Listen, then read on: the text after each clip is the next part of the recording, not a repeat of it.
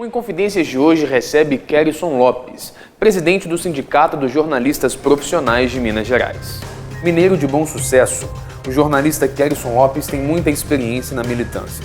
Presidiu a União Brasileira dos Estudantes Secundaristas, é membro histórico do PCdoB e atualmente preside o Sindicato dos Jornalistas Profissionais de Minas. Seu mandato vai até 2017. Kerison Lopes, muito obrigado por ter aceito o convite do Inconfidências e por nos receber aqui no Sindicato de Jornalistas. A sua casa, na verdade, a nossa casa.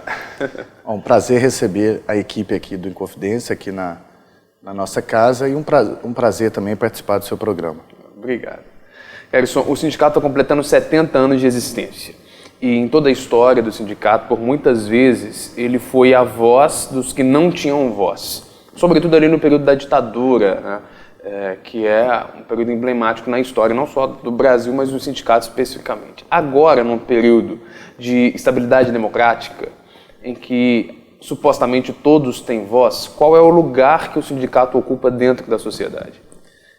Como você bem disse, o sindicato, no período da ditadura principalmente, ele passou a ser uma voz além da voz dos jornalistas, né? Como muitas entidades estavam fechadas, proibidas e perseguidas, o sindicato acabou sendo uma voz que ecoou em nome não só da nossa categoria, mas em nome também de outras categorias e da própria sociedade brasileira que lutava por democracia. O sindicato, né, completou agora em setembro 70 anos da sua existência. Ele nasceu principalmente para defender os interesses, para organizar os interesses trabalhistas, principalmente da categoria dos jornalistas, mas ao longo da sua história, principalmente na ditadura, ele acabou sendo uma voz além dessa categoria, representando um pouco a voz da sociedade civil. Sobre hoje, eu creio que depois que ele alcançou esse status, ele sempre manteve em altos e baixos, sendo a voz da sociedade. Hoje eu acredito que a gente consegue, aqui nesta casa do jornalista, congregar outros movimentos, além da nossa categoria, outras organizações, e fazer disso tudo um movimento, né, para que volte a ele ter essa característica e ter essa força dentro da sociedade. Bom, nunca se falou tanto como hoje em democratização da mídia. É um assunto que naturalmente já é mais anterior, mas ele tem ganhado cada vez mais força, com movimentos organizados, com apoio dos sindicatos, com políticas públicas. E a mensagem por detrás dessa fala, da necessidade de uma democratização da mídia, é que a nossa mídia não é democrática. Como é que o sindicato percebe isso? Digamos que esse movimento ele sempre existiu desde que a mídia existe. Então, só que ele se manifesta de várias formas. Na época da ditadura, em outros momentos, ele se manifestava através de veículos alternativos, onde opiniões que não eram contempladas dentro dos grandes veículos encontravam uma forma de se expressar através desses veículos. Depois, no período da Constituinte, em 1988, esse movimento surgiu de forma mais organizada, onde vários grupos, e principalmente a categoria dos jornalistas, vários grupos começaram a lutar para já, dentro da Constituição que estava sendo formada, ter alguns aspectos, trazer algumas lutas lá para dentro no sentido de democratizar mais os meios de comunicação. Mas só que, desde esse período, essa luta era um pouco restrita aos movimentos que participam, movimentos mais ligados à área da comunicação. Eu acredito que no último período, essa luta pela democratização da comunicação, ela ganhou novos atores, ela ganhou novas forças que se envolveram também por ela. Então hoje a luta pela democratização da comunicação já envolve outros sindicatos, outras organizações, tem sido pautado muito mais isso nas lutas cotidianas da sociedade. Eu acho que isso é consequência de uma organização maior, ou seja, essa luta alcançou novos atores, como eu disse, mas também é consequência de uma reação a uma mídia que está cada vez mais partidarizada, que cada vez mais representa apenas um lado da sociedade, não contemplando de forma plural outras opiniões. Então, nisso também a sociedade vai aprendendo a necessidade de ter uma mídia mais democrática e que represente vários setores, várias opiniões e várias características que a nossa sociedade, que é tão ampla, tem. Você tocou num assunto que me parece muito relevante nessa discussão, que é a questão da partidarização da própria mídia. E aí tem um embate entre os que são os donos da mídia, os empresários da mídia e os jornalistas. Bom, eu arrisco dizer que aqui em Minas, me parece que os jornalistas, em sua maioria, estão no lado ideologicamente à esquerda, talvez em diferença aos empresários da mídia. Como é que as decisões, por exemplo, da mobilização de um sindicato, elas são mais pragmáticas do que ideológicas? Vamos considerar, por exemplo, a sua experiência na militância partidária. Você é historicamente um membro do PCdoB, que tem uma trajetória gigantesca no partido, na militância estudantil, dentro do próprio partido, e lidera o Sindicato dos Jornalistas. Como é possível fazer uma separação, já que tem uma tensão tão forte entre esses dois poderes, né? O poder de quem é o jornalista e o poder de quem é o dono da mídia, de maneira que as ações e as mobilizações sejam mais pragmáticas que ideológicas? Vamos por partes. No que diz respeito às características da mídia, eu acho que o que todos os jornalistas, dependendo da sua concepção ideológica, a grande maioria dos jornalistas, e que é a defesa que o nosso sindicato faz também, é que a mídia cumpra o seu papel, que é de ser plural e que represente todos os pensamentos, que ele seja o mais plural possível, como eu já disse. E quanto a isso, o jornalismo é muito claro. Às vezes as pessoas ficam adotando adjetivos, né? O jornalismo verdadeiro, velho jornalismo, novo jornalismo. O que importa é o jornalismo. Fazer jornalismo é você contemplar todas as opiniões, mostrar o outro lado, sempre buscar a verdade, sempre buscar ter uma apuração mais rigorosa para que leve o máximo possível de informações à sociedade, e essa sociedade é que vai estar se posicionando do ponto de vista ideológico. Então não pode ter uma mídia ideológica, nem que seja de direita, nem de esquerda. Então acho que esse é o sentimento que todos os jornalistas, ou a maioria deles, ou aqueles que defendem o jornalismo, defendem, e o nosso sindicato, essa é a nossa defesa. Nesse sentido, a forma que a mídia está colocada, e aqui em Belo Horizonte, aqui em Minas, se expressa muito aí nos principais veículos, a forma partidarizada que ela está, na medida que ela fica partidarizada, quanto mais compromisso ela tem com um campo político ou com um partido político, mais distanciamento ela tem do bom jornalismo, do jornalismo verdadeiro, ou seja, do jornalismo genuíno. Então esse é um caminho que esses veículos têm seguido. E nisso, quem mais sofre com essa partidarização somos nós, jornalistas, são os jornalistas que estão nesses veículos e que querem fazer o jornalismo verdadeiro e que são impedidos por essa tendência, por esse jornalismo tendencioso, essa mídia tendenciosa que é praticado. E pegando o gancho da sua pergunta sobre a minha trajetória, como você disse, é público e não escondo, pelo contrário, tenho muito orgulho de ter uma trajetória de esquerda, militante do PCdoB, desde 13 anos. Mas na medida que virei o presidente do sindicato, é um compromisso que eu fiz com a categoria, que a categoria votou digamos, me colocou nesse compromisso à frente do sindicato. Então, o nosso compromisso primeiro aqui é com o interesse dos jornalistas, com o interesse do sindicato.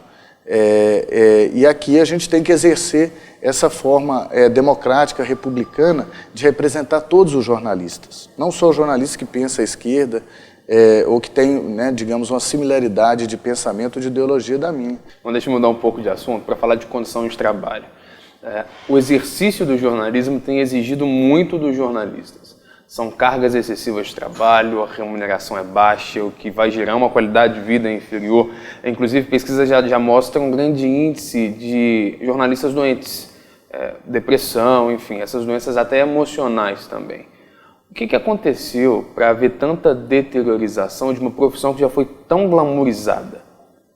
Realmente, um dos grandes desafios que nós temos aqui à frente do sindicato é enfrentar no cotidiano aí a degradação das condições de trabalho dos jornalistas, que vem sendo praticada de várias formas.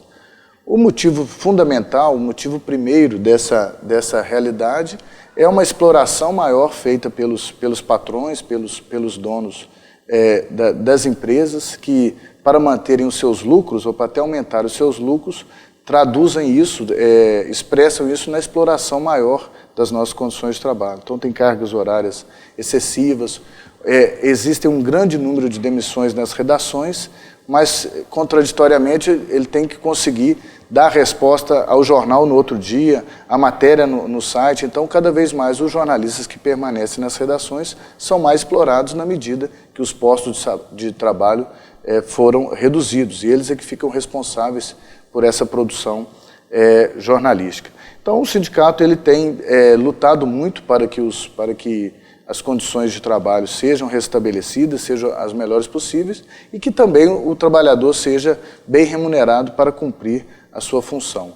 Muitas das vezes a gente tem que fazer essa luta dentro da justiça, porque os patrões às vezes não cumprem, né, nem mesmo a legislação estabelecida. Então felizmente a justiça trabalhista tem sido rigorosa nesses cumprimentos, em defesa dos trabalhadores nesse sentido. Isso é uma virtude, né, e que a gente tem lutado e feito com que as empresas sejam punidas quando descumprem a legislação trabalhista e na medida que fazemos lutas nas campanhas salariais, a gente busca cada vez mais dar melhores condições aos trabalhadores.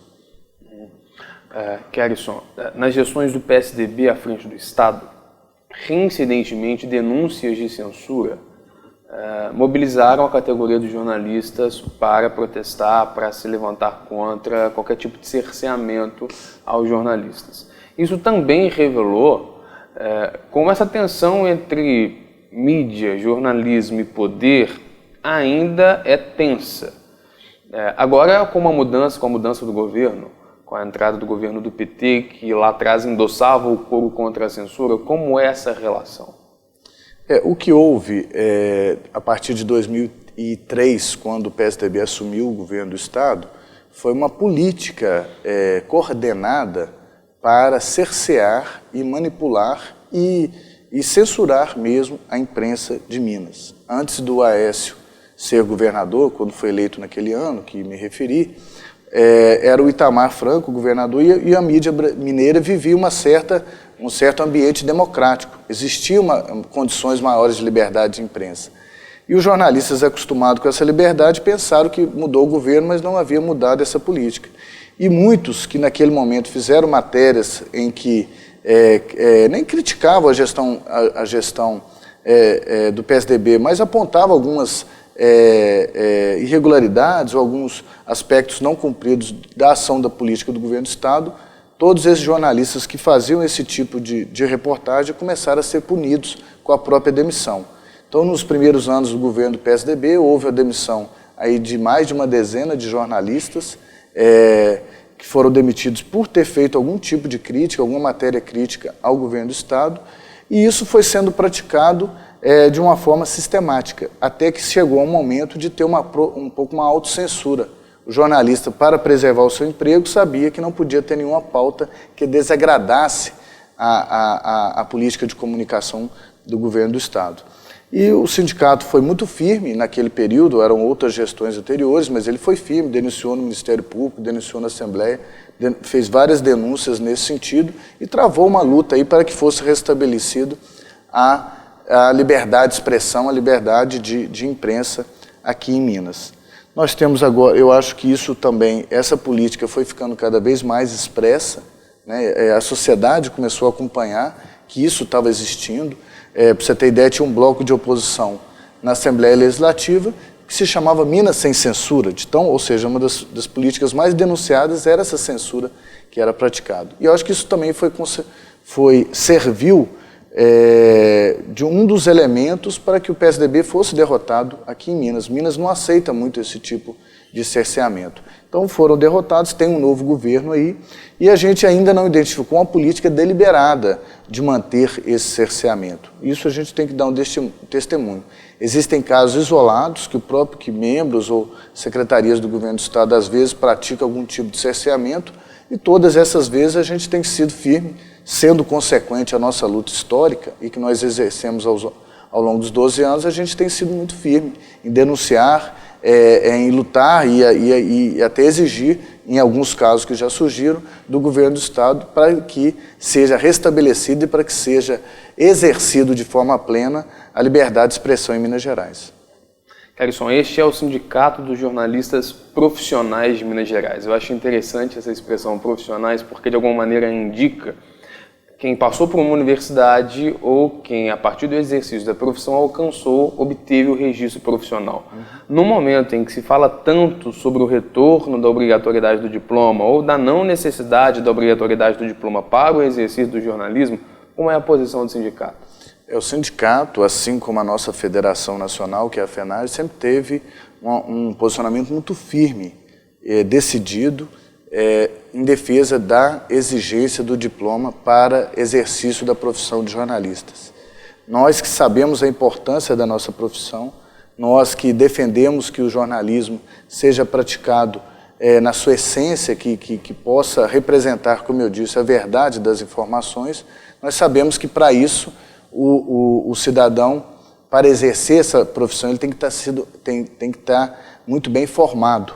E para isso existem já, desde a década de 60, de 70, já existem as faculdades de comunicação, de jornalismo no Brasil, e hoje elas são aí, existem centenas de faculdades como essa. E a gente sabe da necessidade, para que se exerça um bom jornalismo, jornalismo verdadeiro, tem que ter a formação profissional para isso. Assim como outras profissões também são exigidas, como no caso dos advogados, no caso dos médicos, no caso dos engenheiros, pela importância da profissão, do trabalho que é exercido, tem que ter uma formação profissional. Para a gente poder terminar, eu quero fazer uma pergunta que talvez seja a que todos nós nos fazemos todos os dias. Qual é o perfil do jornalista de hoje? O perfil eu acho que o jornalismo, como todo, ele vive um período de transição muito importante, talvez único, principalmente em função do advento da internet. A internet foi uma revolução, das maiores revoluções tecnológicas que a sociedade viveu, e ela trouxe consequências muito grandes, principalmente para a área da comunicação, consequentemente para o profissional da comunicação. Então hoje nós vivemos um período de transição em que o jornalista tem que encontrar o seu papel nessa nova sociedade da informação, que é uma sociedade instantânea, onde a informação ela é gerada e ela é repassada de forma muito rápida, muito ágil, e o jornalista tem que estar adaptado a essa realidade. Mas, ao mesmo tempo, ele tem que estar muito bem informado e formado para que, quando for necessário passar essa informação de forma rápida, ele tenha conteúdo suficiente, ele tenha segurança suficiente para passar a informação de melhor qualidade.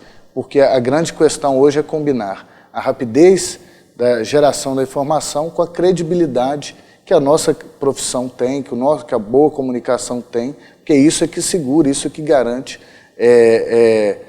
o respeito e a possibilidade de se construir um bom jornalista, é a credibilidade que ele alcança. Então o jornalista ele vive nesse período de transição e gerações novas já nascem acostumados mais com essa linguagem, mas aqui no sindicato a gente tem debatido muito com gerações anteriores ao trabalho da internet para que como adaptar toda essa experiência, essa capacidade que foi adquirida ao longo de uma vida profissional e que seja agora transposta para essa nova realidade instantânea, rápida, que a internet nos possibilita e nos exige. Tá certo, Kerisson, muito obrigado, foi um prazer conversar com você. Desejo mais sucesso na condução do sindicato e na defesa dos valores da nossa profissão. Obrigado. Sucesso para nós, sucesso para o programa que eu acompanho, que cumpre um papel muito importante aí de trazer a boa informação aqui para a sociedade mineira, e espero que a nossa profissão esteja cada vez mais forte, porque cada vez quem ganha com isso é a sociedade. Muito obrigado. Obrigado. Para você que nos acompanha no Confidências, também muito obrigado. Nós voltamos na semana que vem com mais uma entrevista para você. Um abraço e até lá.